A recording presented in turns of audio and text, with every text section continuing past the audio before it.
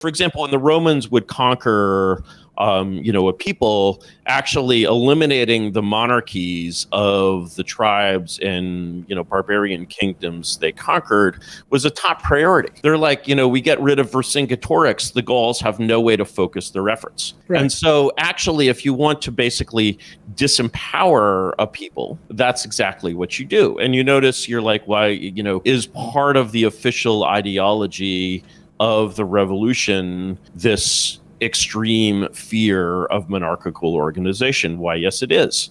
It's sort of like, saying, well, if we had a bacterium that replicated in cats by having them eat mice, we would expect it to make the mice very friendly to cats. And indeed, that's exactly what toxoplasmosis does.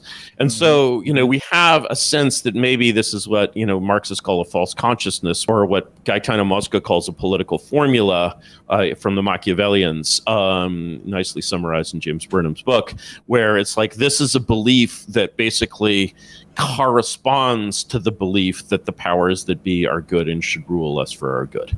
And to actually mask the belief that the powers that be should continue to be in the form of the people have power is a very, very interesting Orwellian structure.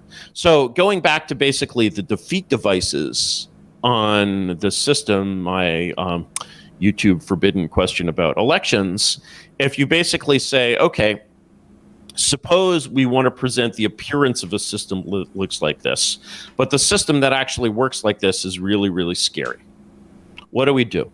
Well, one thing we could put in our ideology is we could put this interesting distinction in there between politics and democracy. Think about the word democracy and notice its positive context. Democratizing anything is good. Now think about the word politics and note that it's negative connotations. Anything is political is bad. This is very funny because these things are synonyms. What is democracy without politics? I don't know. Ask Kim Jong-un. There must be, and so you're like, wait a second. And then you're like, you notice that this is a very, very deeply held belief in the American way of thinking. I don't think they're synonymous in this context, right? I think when people think democracy, they're thinking, one person, one vote. Suppose there were no elections. Many, right? That's what they're thinking. And then when you think there were no elections, is it still democracy? If there are no elections, can you have democracy without elections? Without elections? Yeah. I don't think so. No. So let's say we want to have elections in theory, but not elections in fact. What we're going to do then is we're going to basically design systems that elect politicians who are not actually in control of the government.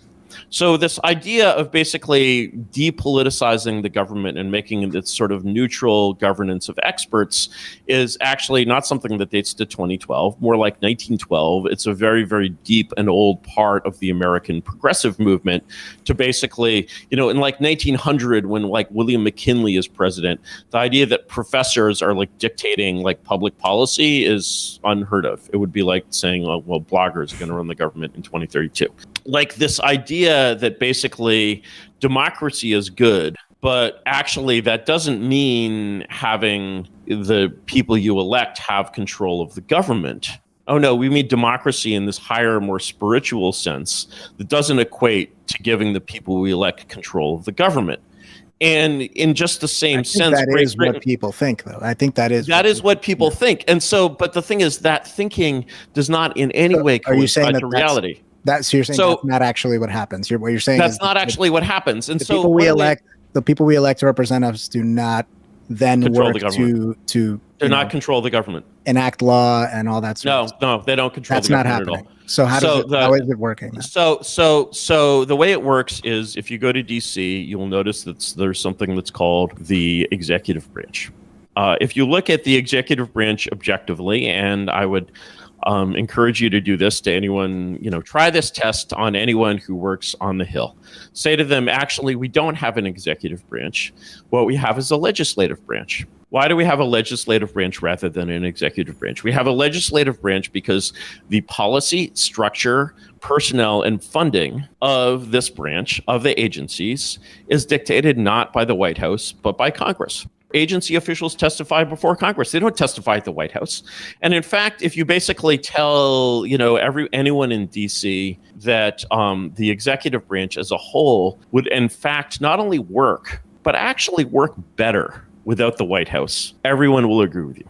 Now, they might protest that without a White House, there's no way to resolve interagency conflicts, for example, between state and DOD on areas of overlapping responsibility. This is true, but it can be solved, for $9.49 by something you can buy at any Walgreens, which is a magic 8-ball. If you have an international interagency conflict, just shake your magic 8-ball and it will say yes or no or answer or ask again later, right? And so actually, I don't know. We have both of those branches. We have the okay. So now. Right? Now let's go over to the legislative branch. So if we look at the executive branch, we notice that the wires between the White House and the agencies are not quite as disconnected as the wires between Charles III and the British Army, the Royal Army, but pretty close. And when we look at the history of the Trump administration, I just bought this book by this guy, David Rothkopf, called American Resistance, How the Deep State Saved the Nation. Rothkopf is, his own podcast is called Deep State Radio. He's kind of this. I should bring him on the stream. You should. That would be super fun. I don't think you do it. And especially not after I write what I'm going to write. And I summarized in this review I'm writing of his book, I summarized his argument as follows. Number one, there is no deep state. Number two, the deep state is more powerful than the president. Number three, the deep state is actually good. Number four, there is no deep state. And so, that's the level of like straight up O'Brien from 1984, like level of like confusion by which we've ruled. Now, you might say, okay, maybe the executive branch is really the part of the legislative branch. Where's the harm in that? The legislative branch is elected too. Well, it is. Except that you might notice that if you look at the House of Representatives, it has a 98% incumbency rate. If you look at the Senate, it's about a 90+% incumbency rate. Moreover, it has a system of seniority, which is nowhere mentioned in the Constitution, which forces freshmen into a position of complete and utter submission to essentially the permanent Hill staff, who then liaise with and direct the agencies. Public policy, none of this is mentioned in this piece of paper in a glass case somewhere, by the way. Public policy, to the extent that government decisions are taken by this system, it comes from basically these giant omnibus bills, which are called laws, even though they resemble a law about as much as an elephant resembles a rabbit, that are not even seen by the lawmakers who vote on them in this so-called parliament in which no vestige of actual parliamentary debate remains. And where you look at actually when government decisions are made, when course is actually changed in this system, it comes from two places. It comes from what we call lobbyists and what we call activists. Lobbyists are people who are there to corrupt it for money, and activists are people who are there to corrupt it for power. Corrupt is a strong word to use. Maybe often improve it. Maybe many of these people are there to do the right thing. Influence it. There you go. Influence it. Thank you. I don't want to sound like a crank here. And the I was about to say, you sound like you buy red yarn in bulk. Yeah, right. And so when you look at the system, then you have the third branch, the judiciary branch. Oh wait, that one's not even supposed to be democratic. And so when you're looking at the system, this is why basically I'm like, the choice is not between monarchy and democracy. The choice is between monarchy and oligarchy. Democracy is not a valid way to run a country. It is a valid form of force that can be used by basically mob violence to change governments, or elections to change governments sometimes. More often the elections are almost always illusory. And when they're not illusory, they're very scary affairs. I don't know if you've seen a third world election, but like